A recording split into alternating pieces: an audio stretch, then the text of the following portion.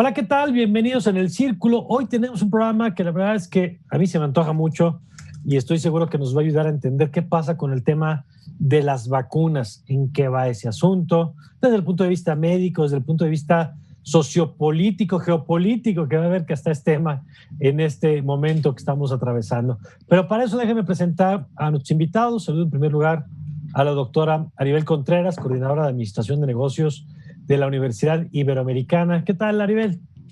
Muy buenos días, un gusto saludarlos a todos. Qué gusto que estés aquí con nosotros. También saludo a la doctora Roselín Lemus Martín, doctora en Biología Molecular de la Universidad de Oxford. ¿Qué tal, Roselín? Hola, buenos días, Mario. Buenos días. Y saludo también al doctor Jorge Baruch Díaz, jefe de la Clínica del Viajero y vocero del equipo de COVID-19 de la UNAM. ¿Qué tal, doctor? Como siempre, Jorge. ¿Qué tal? Buenos días, saludos al auditorio. Bueno, pues vamos entrándole al tema y empezaría por preguntarles, si te parece, Jorge Baruch, empezamos contigo, el tema del estado en el que se encuentran las investigaciones de las vacunas. Yo creo que por lo menos en este último siglo no habíamos tenido tantas expectativas de que estuvieran listas, porque sentimos que el mundo le pusimos pausa y que la vacuna nos va a permitir quitar otra vez ese botón para volver a salir, a viajar, a comer, a abrazarnos. Y bueno, la expectativa es enorme. Cuéntanos en qué punto estamos hoy. Bueno, en estos momentos nos encontramos, sin lugar a dudas, en un momento histórico, básicamente, de la ciencia y de la humanidad, ya que nunca antes, en la historia de la humanidad, básicamente, se había podido desarrollar esta tecnología de manera tan acelerada y con muchos de los actores sociales de gobernancia tan importantes en nuestra vida diaria, juntos para poder pues empujar estas iniciativas y colaboraciones a lo largo del mundo con respecto a la creación de nuevas moléculas, a la investigación de nuevas tecnologías y al desarrollo de las mismas para poder encontrar una de las vacunas exitosas para SARS-CoV-2 que nos puedan dar algún alivio en los sistemas de salud a nivel mundial que se están enfrentando a esta pandemia de COVID-19, que pues ha paralizado muchos de los sectores económicos a nivel mundial y que ha generado que los avances que se han tenido, sobre todo en los países en vías de desarrollo, pues se frenen e incluso retrocedan, y algunos problemas que se habían visualizado ya como objetivo para pues el desarrollo sostenible a largo plazo, pues se vean frenados e incluso marquen reversa, ¿no? Debido al coronavirus, como lo es la educación, como es la disminución de la pobreza, incluso las muertes neonatales, las muertes materno-infantiles, en fin, toda una gama de objetivos que se han visto frenados. Ahora, con respecto a la vacunación y al desarrollo, pues hasta el momento tenemos más de 200 candidatos a nivel mundial para vacunas que se están desarrollando y de los cuales alrededor... 200 proyectos que están desarrollando en el mundo.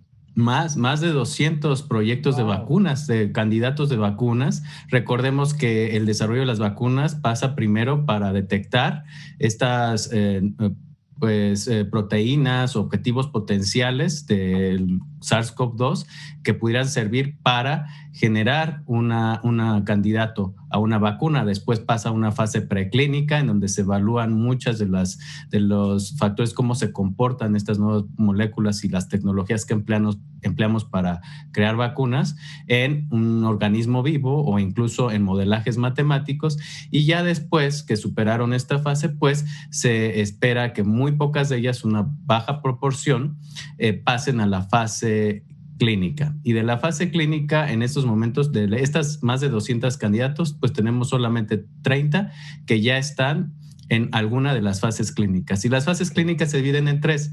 La 1 y la 2 sirven para evaluar seguridad y producción de anticuerpos, efectividad de esta vacuna para promover la función inmunológica, y no se evalúan en muchos sujetos, se evalúan en decenas de voluntarios, participantes. Y después pasamos a la fase 3, que es una fase muy importante para nosotros porque ya es la última previo al registro sanitario, y en esta fase pues solamente hay 11 vacunas que ya se apuntaron, algunas ya iniciaron esta fase 3, otras están a punto de iniciarla, y aquí se evalúa la eficacia, que es el potencial de esta vacuna para reducir la carga de la enfermedad de alguna u otra forma, ya sea que impacte en la mortalidad, que impacte en las hospitalizaciones o que impacte en la epidemiología, en las curvas epidémicas que tenemos a lo largo del mundo. Ok, y ahorita volveremos sobre estas etapas que nos explicas con mucha claridad. Pero, Roselyn, yo debo decir que a mí por lo menos me sorprendió mucho, vi que a ti no, evidentemente, este dato de los 200 proyectos que se están desarrollando, porque en efecto, quizá porque mediáticamente pues hay algunos que llaman más la atención, quizá porque son los que han llegado a la fase 3, pero ¿de dónde salieron 200 proyectos o iniciativas de vacuna? Bueno, pues yo al menos estoy en uno de ellos. No puedo mencionar, bueno, por cuestiones de confidencialidad y que no haya como un bias, pero estoy en uno de los proyectos internacionales. Entonces, sí, la carrera fue demasiado rápida. Esto, como lo menciona Jorge, fue muy rápido. De hecho, se decidió todos empezaron a probar targets, dianas posibles para la vacuna. Entonces, pues todos decidieron entrar en esta carrera. Obviamente, no todos van a llegar al final, ¿no? Hay muchos proyectos que se quedan en esta fase, incluso de diseño, que no han pasado la preclínica, ¿no? Entonces, como lo menciona Jorge, son menos de 10 las que están hasta el momento en la fase 3, ¿no? En la última fase. Y como lo hemos visto, bueno, hay problemas incluso en esa fase, ¿no? Que luego vamos a platicar, que es la de AstraZeneca. En estas primeras etapas, digamos, quisiéramos escuchar un poquito más de la fase 3, que ahorita decía Jorge, porque ya vimos que la cantidad de personas que se involucran en el estudio son muchas. Pero cuando empieza el proyecto, para entender un poquito el proceso a quienes no estamos familiarizados, ¿cómo arranca? Es decir, cuando alguien identifica que existe este virus, ¿cómo empiezan estas iniciativas? Ok, al menos voy a platicar en particular de la de Oxford. Ya se tenía una vacuna, ya se estaba probando una vacuna contra ébola, ya se tenía la plataforma, lo que se llama la plataforma.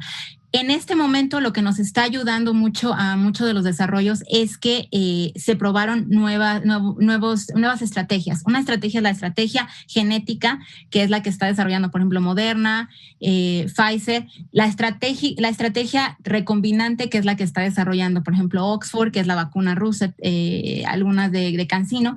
Entonces, lo que ayudó fue que ya se estaba estudiando esta plataforma recombinante. A ver, ¿no? Nada más para tenerme un poquito ahí. Eso sí significa que no todas las vacunas, aunque buscan lo mismo, están concebidas igual, ni tienen la misma estrategia, digamos, la misma forma de tratar de tener ese efecto. Así es, se están probando diferentes estrategias. La estrategia que ya se conocía de años, con la que se han desarrollado muchas de las vacunas, es, bueno, la de los virus atenuados, virus inhabilitados, pero ahora se desarrollaron nuevas estrategias. Estas estrategias, como tú lo mencionas, son diferentes. Obviamente todas las vacunas tienen diferente estrategia, diferente proteína. Alguna de ellas se enfoca en alguna proteína de la cápside del virus, otra en otra proteína.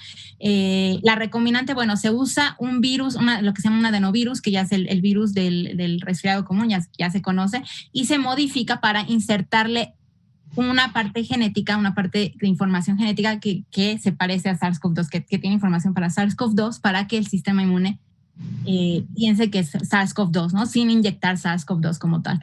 Entonces, sí, son diferentes estrategias, lo cual nos lleva... ¿Y eso que provoca una respuesta inmune? Exacto. Sin ser el virus, provoca una respuesta. Exacto, estás poniendo un vector de un virus que no es tan dañino, y entonces, pero tiene la información de SARS-CoV-2, ¿no? Esa es una estrategia, una de las estrategias. Obviamente la otra estrategia que se está probando también es solamente poner una proteína del virus. Otra, o sea, no estás metiendo todo el virus completo. Otra, obviamente, sí se está probando también la de virus inactivo, que, bueno, es una de las que van un poco más lentas, que se está haciendo en India. Pero, bueno, son diferentes estrategias, lo cual lleva a que van a van a tener diferente respuesta inmune, diferentes valores de anticuerpos, diferentes efectos secundarios, las diferentes estrategias, diferente estrategia de producción, algunas se van a producir más rápido, algunas van a funcionar mejor para cierto grupo, algunas van a funcionar mejor para personas de la tercera edad, etcétera. Pues muy interesante de entrada cómo vamos viendo que es más complejo. Y Aribel, algo que es interesante es que así como con Jorge y con Roselyn vemos esta parte médica, entender la parte geopolítica, porque yo no me acuerdo, a veces a nosotros no nos tocó, digamos, la carrera espacial, pero un poco las referencias históricas era el ver quién colocaba primero el cohete, ¿no? Y quién colocaba primero un ser vivo en el espacio, y luego quién llegaba a la luna, y luego quién ponía. Y a veces pareciera que estamos viendo esa disputa entre los rusos, los chinos, los estadounidenses. ¿Cómo lo ves tú desde el punto de vista del análisis internacional? Claro, Mario.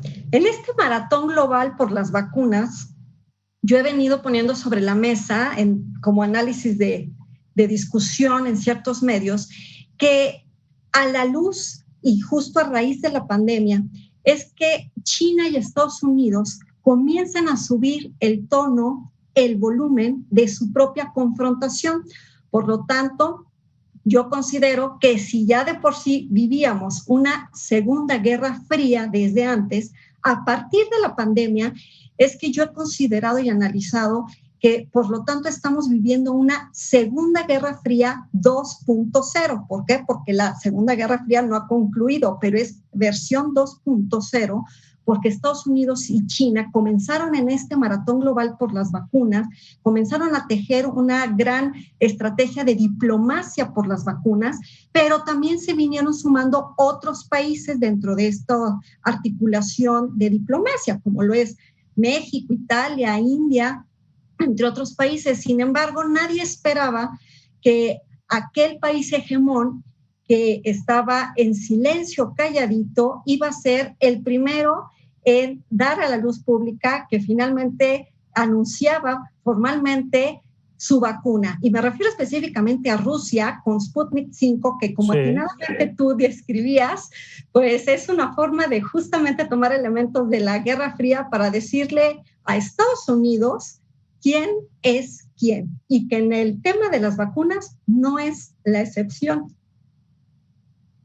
Es muy interesante esto, y esto nos ha llevado también a entender, Jorge, el tema de un poco de cómo se construye la ciencia en el mundo.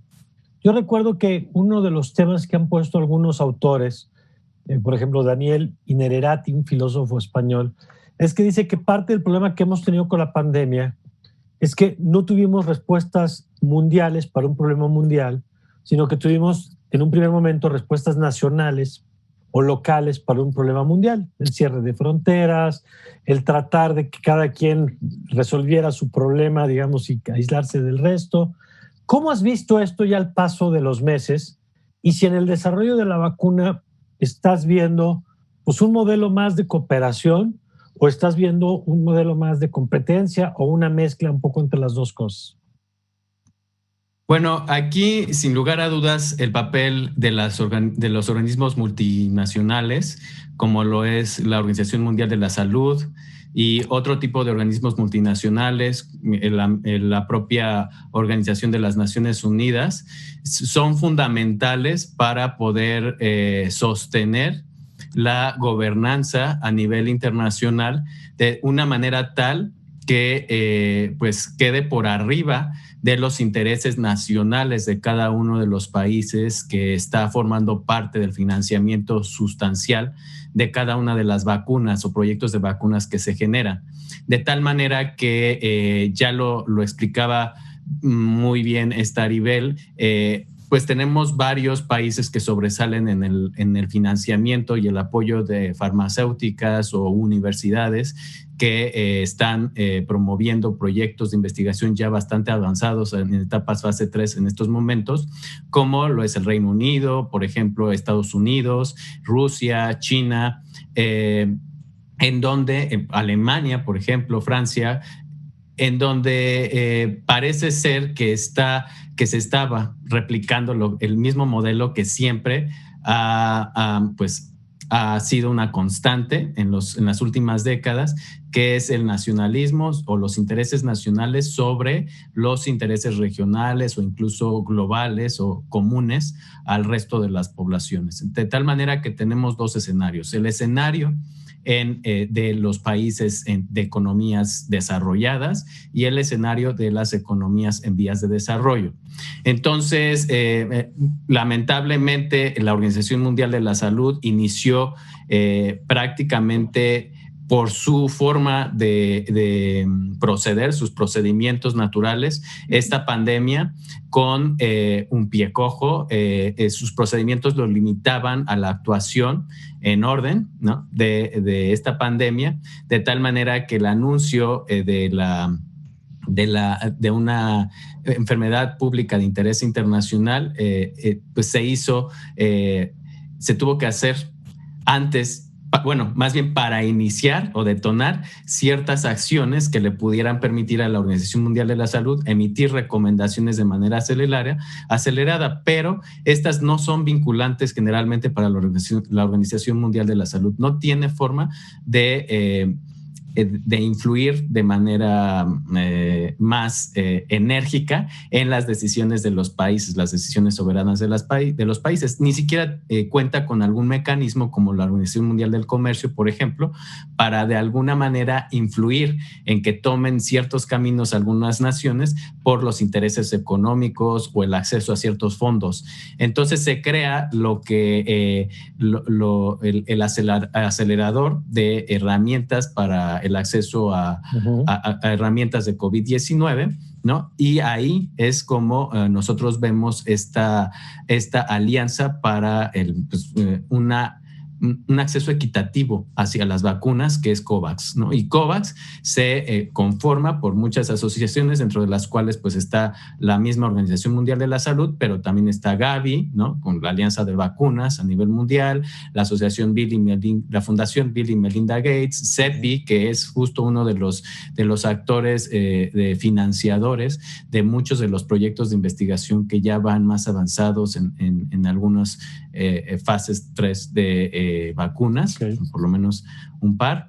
Y otro, el Fondo Global, el Banco Mundial. Eso es muy bueno porque entonces ya comienza a tener mecanismos y herramientas para dirigir de alguna manera, respetando la soberanía de los países, las acciones de estos. Entonces, es así como se está combatiendo este nacionalismo para poder tener un acceso equitativo de alguna manera.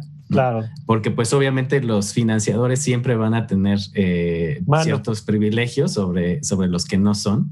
Pero bueno, entonces ya se está poniendo en una balanza, aunque esté un poco inclinada, pero ya tenemos una balanza en la cual podemos pues habilitar ciertas herramientas que les den acceso oportuno o prioritario a ciertos grupos de alto riesgo, sobre todo.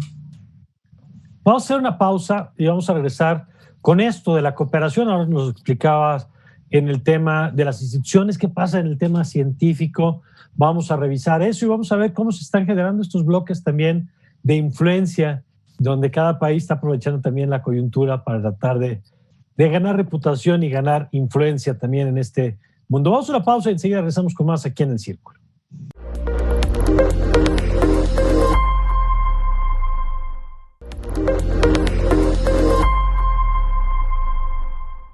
Ya estamos de regreso y si nos contaba el doctor Jorge Baruch antes del corte de cómo estos esfuerzos internacionales se están haciendo para tratar de resolver el tema ya de la distribución una vez que se tenga.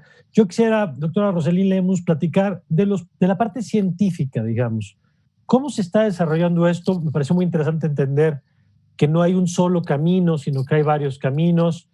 ¿Qué tan viva está en este momento la conversación, ya no del gran público, pues que lo seguimos en las noticias, claro, con mucho interés, sino la comunidad científica? ¿Y qué está pasando, digamos? Si esto está permitiendo avanzar tecnologías que ahí estaban latentes, si hay una cooperación muy intensa y transparente de la información, o cada quien se guarda su pedacito de descubrimiento para no favorecer a la competencia. ¿Cómo se vive ese detrás de cámaras, digamos, de la competencia por la vacuna? Ok, pues sí, como lo comentas, Mario, desafortunadamente hay un escenario no de cooperación. Todos están compitiendo, eso es muy desafortunado porque deberíamos de estar cooperando, ¿no? Entonces, pero es una carrera que, bueno, al final los que vamos a ganar vamos a ser las personas que vamos a aplicarnos la vacuna, ¿no? Y bueno, también hay mucho dinero de por medio, mucho financiamiento de por medio, pero siempre se está tratando de garantizar la seguridad de las personas, ¿no? Detrás del desarrollo, bueno, hay muchas personas en Estados Unidos que están abogando porque efectivamente se sea más transparente. Hay muchas farmacéuticas que sí están tratando de ser transparentes. Hay otros desarrollos que no han sido transparentes, como el caso de Rusia, que lo quiero comentar porque, bueno, fue muy polémico y ellos aprobaron la vacuna para Rusia, pero nunca habían publicado sus resultados. Uh-huh. La comunidad científica, hasta que no estén los resultados publicados en lo que se llama publicaciones que están avaladas por pares. En este caso The Lancet, ¿no? Fue la publicación. Exacto, que The Lancet ha sido el que está publicando la mayoría de los estudios, ¿no? De los estudios tanto de Oxford, de Moderna, etcétera, ¿no? Pero una vez que se analiza los resultados de Lancet, ahí hay una controversia todavía mayor. Hay muchos científicos que nos hemos pronunciado al respecto de que los resultados pudieron haber sido alterados, ¿no? Que ellos en esta presura de tener resultados, porque se los estaban exigiendo, la OMS también se los estaba exigiendo, publicaron algo que no está riguroso, ¿no? Entonces, porque entiendo que veían como mismos comportamientos con, se supone que perfiles de públicos distintos, ¿no? O sea, elementos irregulares para un estudio de esta naturaleza. Exacto, desde que la muestra es muy pequeña, la muestra fue en soldados, o sea, fue casi en el mismo tipo de población, no hubo otro tipo de población, y los resultados efectivamente se ven muy parecidos. Eso es muy inusual en un estudio clínico de ese tipo. Entonces, por eso la comunidad científica escribió una carta, de hecho, a The Lancet para pues pedir que se revisara esto, ¿no? Y la OMS está muy atenta vigilando, sobre todo la fase 3, porque Rusia ya está en fase 3. Uh-huh. De hecho, ya se va a iniciar la fase 3, creo que en México. Hoy estaba leyendo que ya se entregaron los documentos para empezar la fase 3 en México, ¿no? Entonces, hay que tener mucho cuidado con esto. Bueno, hay una controversia alrededor también de lo que pasó con AstraZeneca, obviamente, de los efectos secundarios.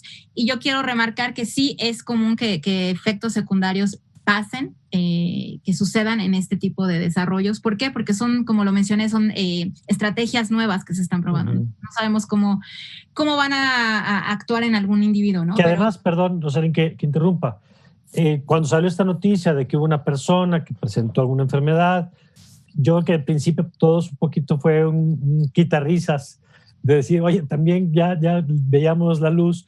Pero entiendo que así es en el desarrollo de cualquier medicamento, cualquier vacuna, y por eso luego las famosas letras chiquitas de no se use con este otro medicamento o no se use si usted tiene esta enfermedad o esta condición. Es decir, eso es natural, digamos, en los procesos, ¿no?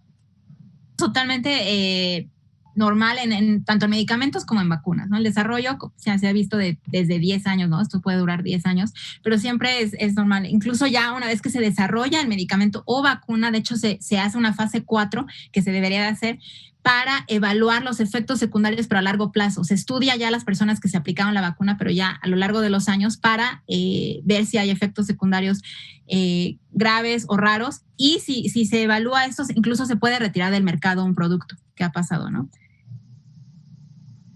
Eso es la parte, digamos. Y va la cooperación, y pregunto ahí, Aribel, ¿qué es lo que se juega con esta vacuna a nivel de esta batalla geopolítica de la que nos hablabas hace rato?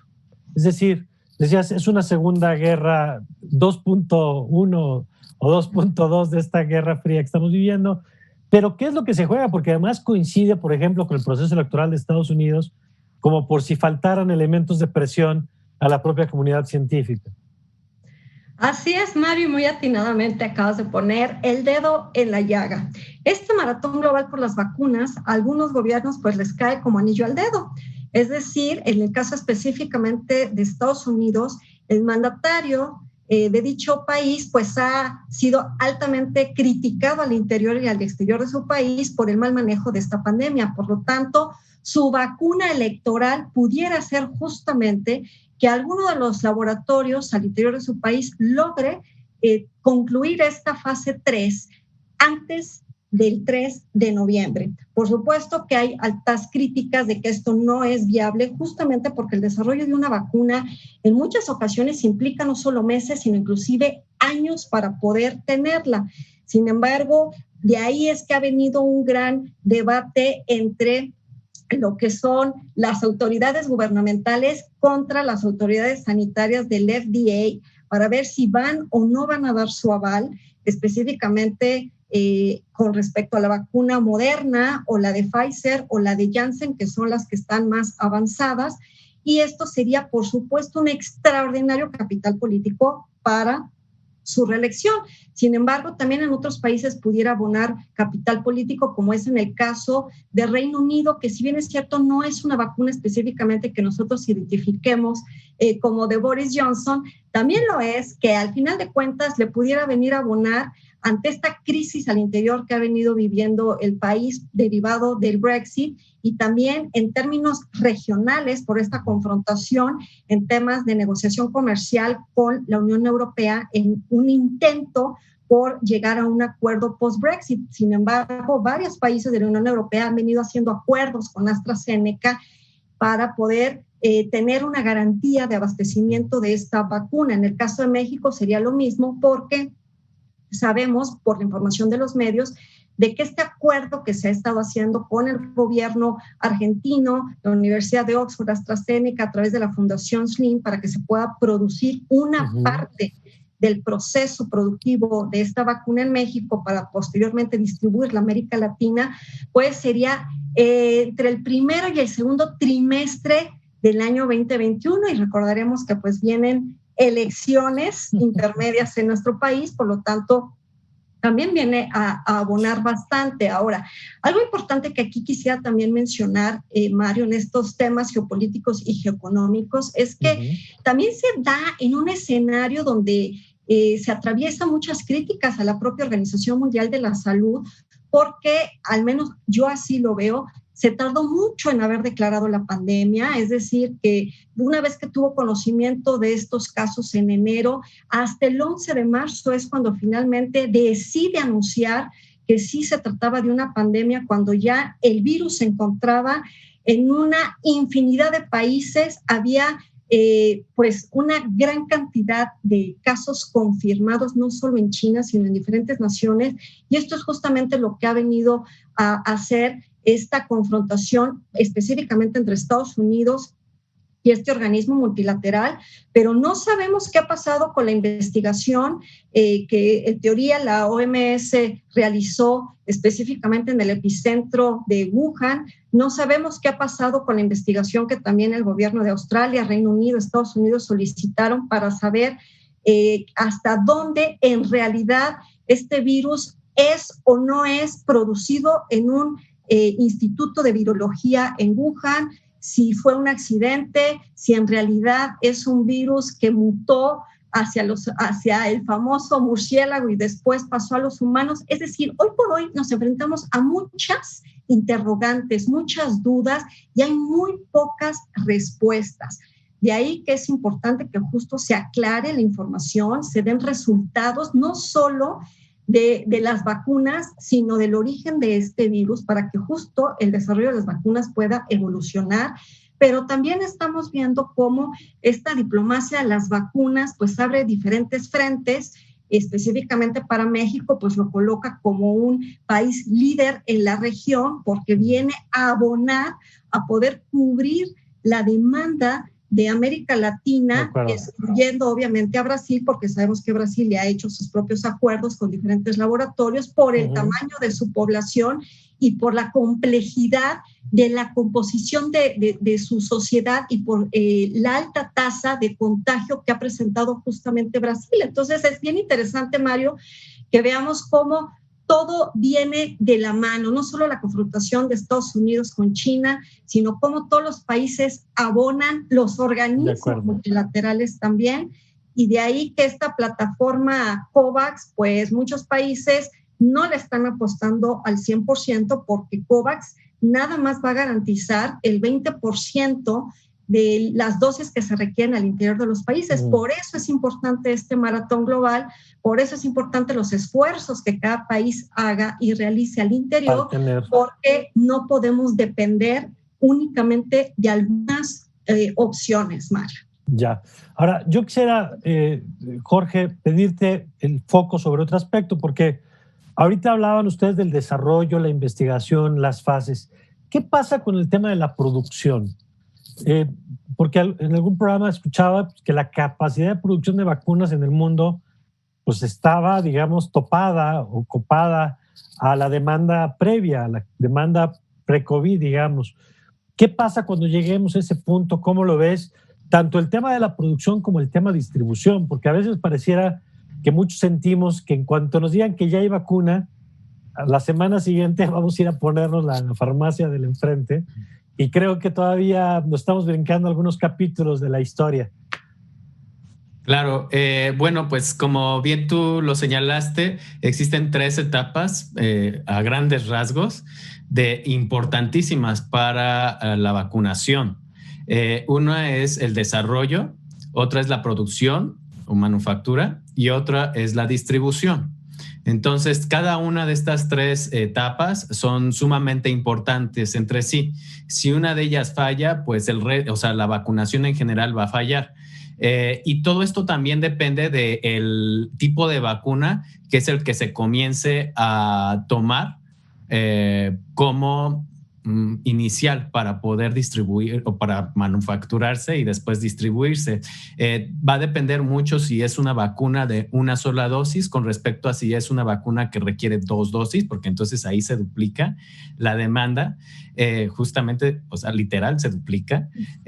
La segunda también va a depender de cómo se vayan a distribuir, en qué condiciones de red de frío sean las que se tengan que distribuir. Recordemos que las vacunas normalmente deben de respetar una temperatura de entre 2 y 8 grados, pero... Lo cual le agrega una complejidad enorme, supongo, a la distribución. Exactamente, y aparte depende mucho cómo es que se fabriquen y cómo es que se distribuyan, porque hay veces que se fabrican y se distribuyen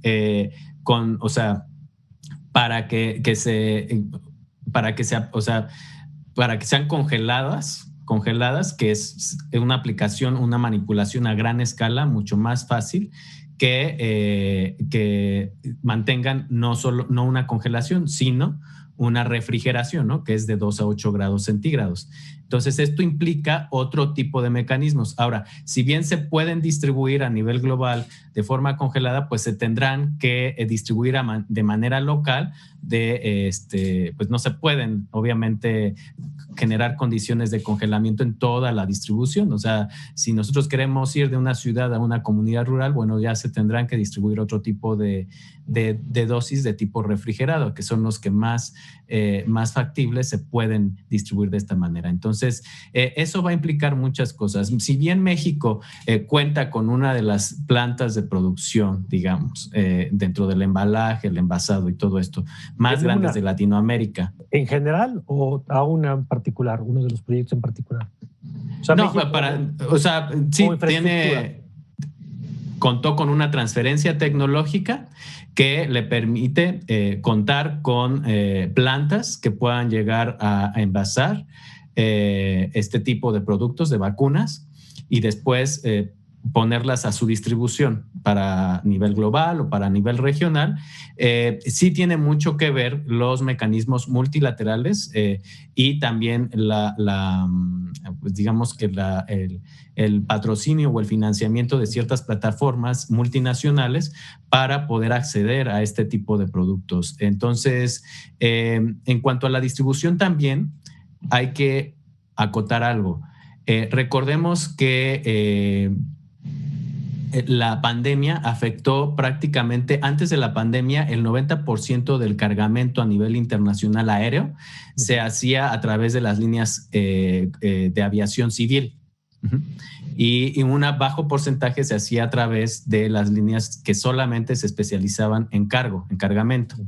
Ahora, después o en el transcurso de los meses de la pandemia, esto ha virado. Se han favorecido a la industria aérea del cargamento y entonces prácticamente, por ejemplo, en Asia-Pacífico pasó de un 60% de distribución en aviación civil a un 90% de esta distribución, pero en el cargamento durante la pandemia, porque pues, se paralizó toda la industria de la aviación civil. Entonces, la IATA justamente ha hecho un llamado en el último mes a que se debe de reactivar esta industria, no solamente del cargamento que se ha visto favorecida, sino de la aviación civil, con la finalidad doble de contar con más vías de distribución para una estrategia de distribución masiva de vacunas, porque prácticamente va a ser la encomienda de la aviación, de la industria de la aviación más importante prácticamente del siglo, así lo ha definido la IATA, para su distribución. Si nosotros queremos distribuir una gran cantidad de vacunas para disminuir la carga de enfermedad y poder controlar la epidemia, entonces necesitamos las vías por las cuales hacerlas, tanto las aéreas como las terrestres. Y esto pasa por una reactivación de las fronteras internacionales de la industria de la aviación. Ahora, también aquí es donde ha fallado la Organización Mundial de la Salud, porque recordemos que el Reglamento Sanitario Internacional es un instrumento vinculante, ese sí, pero que justamente estaba diseñado, se creó para evitar que la industria del turismo, de la aviación, se viera afectada por un organismo emergente capaz de provocar una pandemia. Y esto falló. Prácticamente la industria de la aviación se paralizó y el Reglamento Sanitario Internacional pues se olvidó, básicamente. Entonces, habrá que generar nuevos mecanismos, renovar este tipo de herramientas y obviamente brindar la certeza y la confianza necesaria en el sector de la aviación, del turismo, para poder transitar hacia una reactivación económica de este sector que nos ayude a distribuir de manera efectiva y eficaz, más bien eficiente, este tipo de insumos médicos necesarios a gran escala en los siguientes años. Ahora, recordemos una cosa, debemos de ser pacientes. Todavía no han terminado las vacunas más avanzadas en fase 3, su fase 3. Oxford, por ejemplo, y AstraZeneca inició en mayo y tiene que reclutar alrededor, ya nos contará bien la doctora Rosselin, pero pues está planeado que termine un reclutamiento alrededor de 40,000 participantes por ahí de noviembre, ¿no? Sí, ahorita revisamos, revisamos en qué van, digamos, los diferentes proyectos y revisamos a este tema de la distribución, de la producción y distribución también con Rosselin y con Aribel, si les parece, regresando a esta pausa, nosotros ya volvemos.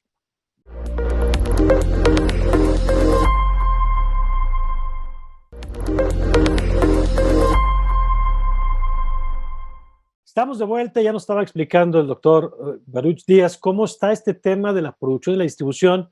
Y Rosselin, yo quisiera conocer tu perspectiva también de este punto, si quieres, incluso desde lo último que apuntaba Jorge, en las etapas en las que van los diferentes proyectos de prueba, y luego lo que viene ya, la producción masiva, y quizá el desafío de logística más importante que haya involucrado este sector en su historia, ¿no? Por el número de habitantes. Así es. Sí, pues yo quiero agregar que la fase 3, aunque se tengan los resultados, lo que se va a tener van a ser resultados preliminares. No se va a terminar la fase 3 ahí. O sea, la fase 3 tiene que continuar por protocolo, todavía tiene que continuar, entonces, incluso hasta el siguiente año, pero lo que se va a tener en noviembre, lo que se espera tener en noviembre o en octubre son los resultados preliminares de algunos de los sitios, ¿no? Una pregunta ahí, Rosselin. ¿Se puede empezar a producir sin que haya terminado la fase 3? En este caso, lo que se está haciendo es sí. De hecho, ya Oxford, por ejemplo, Oxford ya tiene la producción, ya se tiene la producción. Desde fase 1, fase 2 ya se tenía la producción, ¿no? Obviamente se va a escalar un poquito más, pero ya se tiene la producción. Y que puede ser que si hay algo, se descarta, pero mientras se va avanzando. Exacto. Esa estrategia se hizo en este caso en particular y muchas de las farmacéuticas están haciendo una estrategia parecida, de tener producción antes y evaluar fase 3. Si los resultados son positivos, obviamente, bueno, se sigue adelante, pero ya se adelantó un tiempo considerable. Claro, ok. Sí, entonces eso es una estrategia muy buena para la producción. Ahora, la producción normalmente puede llevar hasta 1 año y medio, ¿no? En las vacunas que conocemos. Ahora también esos tiempos se han acortado, se acortó también la parte regulatoria, ¿no? Entre una fase y otra, se tenía que esperar a tener los resultados de una fase para que el comité de ética evaluara y empezar la siguiente fase. Ahora, con esta vacuna se aceleró mucho todo eso y solamente con resultados preliminares ya se empezaba la siguiente fase, ¿no? Entonces, ahora lo que comentaba Jorge, la fase 3 en particular, bueno, se espera reclutar para la de AstraZeneca más de 50,000. Se van a iniciar ya, bueno, por el momento está pausado, pero se planea iniciar con varios sitios en Estados Unidos. Se tiene Brasil, se tiene Sudáfrica, no se va a hacer México. ¿Por qué? Una pregunta, ¿por qué? A lo mejor es una obviedad para ustedes, pero ¿por qué se hacen diferentes países? Se hace en diferentes países porque tienes que probar diferentes poblaciones. Además, se tiene que evaluar, la fase 3 se evalúa en países donde hay una alta transmisión. Por eso se escoge, por ejemplo, se escogió Brasil, se escogió Estados Unidos. Por ejemplo, en México se van a evaluar varias fases 3 de varios desarrollos, Sanofi, etcétera, ¿no? Hay varias. ¿Por qué? Porque aquí, en este país, en otros países, hay una alta transmisión. Entonces, la fase 3 se evalúa mejor en condiciones más reales, ¿no? Por eso se escoge este tipo de países. O sea, no es que lo manejáramos mal, es que estábamos colaborando con la fase 3. Pero bueno, ese ya lo digo yo, no lo dices tú. Pero bueno, tú ya entendí por qué aquí hay tanto caso entonces. Sí, y luego viene la parte, una vez que se va probando, viene ya esta distribución, digo, esta producción que nos explicabas, se va adelantando y luego viene el reto de la distribución. Así es, el reto de la distribución, bueno, va a ser muy grande. ¿Por qué? Porque obviamente no hay suficientes dosis para la mayoría de la población, ¿no? Entonces, en la primera fase de distribución, obviamente se van a tener que elegir ciertos grupos de riesgo a los que se les va a aplicar la vacuna, ¿no? Y eso lo quiero aclarar mucho porque, como tú lo decías, muchas personas ya piensan que, ok, en noviembre ya está la vacuna, entonces ya la voy a tener en mi brazo. No. E incluso la de AstraZeneca o la de Rusa, etcétera, el siguiente año se espera que el primer semestre del 2021 ya esté todo en orden, pero no va a ser obviamente para toda la población. La vacunación masiva ya para la mayoría de la población se espera hasta el 2022 para la mayoría de los desarrollos. O sea, aunque se tenga, no va a haber suficiente. Entonces, por eso el reto de la distribución, que se tiene que elegir qué grupos, y se ha hablado, bueno, eso va a depender de cada país también, se ha hablado de obviamente, el personal médico, de personas de la tercera edad, de grupos, personas que están en grupo de riesgo, porque todavía no sabemos también si la vacuna, además de ser preventiva, va a hacer que alguna persona que ya tuvo la enfermedad o alguna persona que está en riesgo tenga una enfermedad menos grave, ¿no? Que aunque la quiera, tenga una enfermedad menos grave. Entonces, también por eso se tiene que elegir en grupos de riesgo. Ahora, es interesante, Aribel, porque lo has explicado desde el punto de vista geopolítico, pero la otra es desde el punto de vista económico. O sea, sectores enteros, decía el doctor Díaz hace rato, y con razón, pues toda la industria, por ejemplo, del turismo en general, se desplomó por completo. Todos los sectores que tienen que ver con entretenimiento, cine, teatro, espectáculos, eventos deportivos, está caído.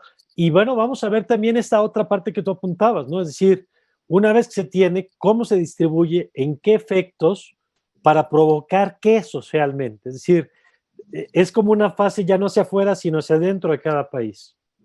Es correcto, Mario, y qué bueno que lo pones así justamente, porque el tema de las vacunas tiene 3 tintes: el político, que ya platicamos, el económico, que justamente no solo es el costo de $2 a $5, o inclusive hasta hablaban de más de $150 la vacuna china, sino también hay que agregarle los costos de distribución, porque se tiene que utilizar una complejidad de cadena de suministro frío, pero el tinte social, yo creo que ese va a ser justamente un punto de quiebre, Mario. ¿Por qué? Porque hemos venido viendo que a lo largo de muchos años atrás comenzó en Europa, específicamente en España, un movimiento antivacunas, donde los padres se niegan a la fecha en que sus hijos estén vacunados. A mí la verdad es que me preocupa mucho que hemos venido viendo a lo largo de esta pandemia estos movimientos sociales en contra, por supuesto, del confinamiento. Hace poco vimos movimientos en contra del uso de los cubrebocas. A mí la verdad es que sí me mortifica mucho el que la gente siga estando en esta tesitura de movimientos en contra de la salud. Y lo que vengo yo ya diciendo que seguramente vamos a estar viviendo el año que entra es un movimiento en contra de la vacuna de COVID. Tenemos que estar muy sensibles, y hago un llamado a todos los que nos están viendo en este programa, que por favor accedamos una vez que ya esté la vacuna, que nos la pongamos y que mandemos este mensaje de acuerdo a nuestra influencia donde estemos, de que es muy importante que todos estemos vacunados, porque la pandemia no va a acabar mientras no exista una vacuna, y quienes creen que podemos aprender a vivir una nueva normalidad con este virus, desde mi visión, pues está muy equivocada, porque a comparación de otros virus, como es el VIH, la gripe aviar, pues no son una pandemia, porque el tipo de transmisión es muy diferente. Y este virus es altamente contagioso, se desconoce totalmente en muchas cosas, se ha, por supuesto, descubierto otras, pero este virus nos ha llevado a una pandemia que la única forma de lograr contenerla y posteriormente mitigarla, pensando ya a un largo plazo, es a través de que la gente tenga y se aplique la vacuna, porque nada va a servir una vacuna en un refrigerador ahí guardada en un hospital, si no nos la ponemos. Entonces es muy importante entender que estos tres tintes hoy por hoy son vitales para poder avanzar y poder hablar que realmente esta pandemia sorprendió mucho. La Organización Mundial de la Salud habla ya de una estimación con respecto a que cuando acabe esta pandemia, pero yo digo, pues eso es sí y solo si la gente, ¿verdad?, logra ser vacunada, que los gobiernos logren hacer estos esfuerzos de distribución, pero sobre todo de aplicación de la vacuna, comenzando por las ciudades, digo yo, pues más altamente pobladas, y de ahí hacia afuera. Entonces vienen muchísimos retos y desafíos en este tema de las vacunas, Mario, pero pues todos hagamos lo que nos corresponde, porque en esta pandemia es responsabilidad de todos para que logremos controlarla. Y en ese sentido, Jorge, ¿qué agregarías tú a esta etapa que señalaba Aribel? Es decir, suponiendo que todos los desarrollos avancen, que se dé la distribución, que se resuelva lo que planteabas en términos de distribución, de logística, ¿qué agregarías tú como tema social? Que yo pondría ahí un poco, bueno, primero sí el sumarnos a la vacunación una vez que hayan concluido los procesos, pero la otra es hacer mientras lo que está en nuestras manos, ¿no? Porque se ha hablado mucho del cubrebocas como una medida que puede tener efectos muy significativos en lo que llegamos por lo pronto a ese punto, ¿no? Así es, Mario. Creo que has abordado un tema muy importante, el hecho de que la vacuna no va a ser la única solución y no va a ser 100%, o sea, 100% la solución que nos va a llevar a eliminar o a reducir el número de contagios. Si bien la vacuna es una parte integral, o será una parte integral cuando se demuestre su eficacia del manejo de la epidemia, sí tenemos que tomar en cuenta que el éxito para disminuir el número de contagios y por ende el número de hospitalizaciones y de muertes pasa por una estrategia integral. Y esta estrategia integral debe de promover pues la salud y la medicina preventiva a través de reforzar los sistemas de salud de todos los países, incluyendo México, el financiamiento y el presupuesto destinado para este fin de medicina preventiva y promoción de la salud por los hábitos que van a incidir en factores de riesgo asociado a complicaciones de COVID, como puede ser obesidad, por ejemplo, hipertensión, diabetes, a reforzar los sistemas de salud de tratamientos para este tipo de grupos de alto riesgo, diabéticos, hipertensos, y que no se compliquen, y reforzar también este tipo de aceptación y confianza, como ya lo decía Aribel, ya que, por ejemplo, en Estados Unidos la cifra es alarmante, o sea, solamente la mitad de los estadounidenses estarían dispuestos a recibir una vacuna contra COVID. Esperemos que nuestro país, por esta gran capacidad que tienen los mexicanos de acceder a las vacunaciones, campañas de vacunaciones nacional, y tener altos niveles de vacunación en la población, bueno, nos ayude a tener confianza de las vacunas que se estarán distribuyendo. Ahora, también el tema pasa por, como ya lo decías, pues sí, una estrategia integral, uso de cubreboca, pero que también las estrategias de comunicación ayuden a educar a la población, porque si tenemos estrategias de comunicación confusas, como lo ha sido el tema del uso del cubreboca, bueno, entonces lo único que van a hacer es pues alejar los esfuerzos, no sumarlos, y entonces nos va a ser más difícil contener la epidemia. Totalmente de acuerdo. Y ahí, doctora Lemus, quisiéramos ir cerrando con esto de pues recomendaciones un poquito para lo que viene. Yo lo que he escuchado de ustedes es que hay que ser más pacientes de lo que de pronto quisiéramos, que van bien los procesos, pero que son lentos, con todo y que se estén facilitando, digamos, los procesos. Pero ¿con qué nos podríamos quedar, doctora? Sí, yo creo que el mensaje aquí sería ser conservador en los tiempos, no dar, todo el mundo ha preguntado, ¿y cuándo la vacuna? ¿Y cuándo la vacuna? Y denos fecha. Desafortunadamente, este proceso, como lo vimos, puede pasar cualquier cosa en fase 3 y se echa todo para atrás. Entonces, yo creo que la mejor vacuna hasta el momento, como lo ha mencionado el CDC, es el cubrebocas. Es la mejor vacuna, incluso después de que tengamos una vacuna. ¿Por qué? Porque la vacuna no va a ser 100% efectiva. Ninguna vacuna va a ser 100% efectiva. Y sí es importante lo que menciona Aribel, se tiene que vacunar muchas personas. ¿Por qué? Porque si desarrollamos una vacuna que se logra un 70% efectiva, esa efectividad va a disminuir si menor población, menor número de población se vacuna. Entonces, por eso es importante que al menos el 60-70% de la población se vacune para asegurar que la efectividad de la vacuna está en el rango que necesitamos, que es mayor a un 50% para esta enfermedad. Entonces, yo la recomendación que haría es seguir usando cubrebocas y porque aún teniendo la vacuna vamos a tener que seguir cuidándonos porque no va a ser de inmediato, no va a ser una llave que va a aprender y apagar y de inmediato vamos a regresar a la normalidad, ¿no? Entonces, por eso hay que seguir con las medidas todavía. Y no lo hablamos hoy porque no era nuestro tema del programa, pero habría que ver un tercer factor que es un medicamento específico para la enfermedad, ¿no? Claro, que esa va por otro carril, que en estos últimos días tuvimos ahí por ahí noticias de algún laboratorio que decía que parece que está encontrando algo, pero por lo pronto, en lo que eso o la vacuna avanzan, el tema del cubrebocas y la importancia de la comunicación como una señal inequívoca de que esto sí funciona, ¿no? Así es estar comunicados y evitar la desinformación. Eso es clave. Y lo que decías, hay muchas estrategias también que se están realizando. Yo también estoy involucrada en desarrollo de medicamentos. Entonces, porque aunque se tenga la vacuna, vamos a tener que tratar de cuidar a las personas que se van a contagiar, inevitablemente, o que se van a contagiar, bueno, no tan grave, pero vamos a tener que desarrollar todavía medicamentos para ese tipo de personas. Bueno, pues ahí está el reto. Pues evidentemente este programa, como las series, continuará porque el proceso está en marcha y yo les quiero agradecer mucho la posibilidad de analizar este tema desde diferentes perspectivas. Gracias a ustedes, doctora Lemus, muchas gracias. Gracias, Mario. Gracias. Gracias, Roselín. Doctora Contreras, muchas gracias.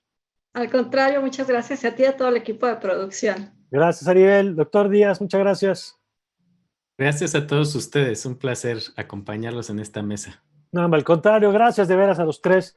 Nos han dado muy buenos elementos para saber en dónde estamos parados, hacia dónde vamos, qué va bien, porque hay que ser pacientes.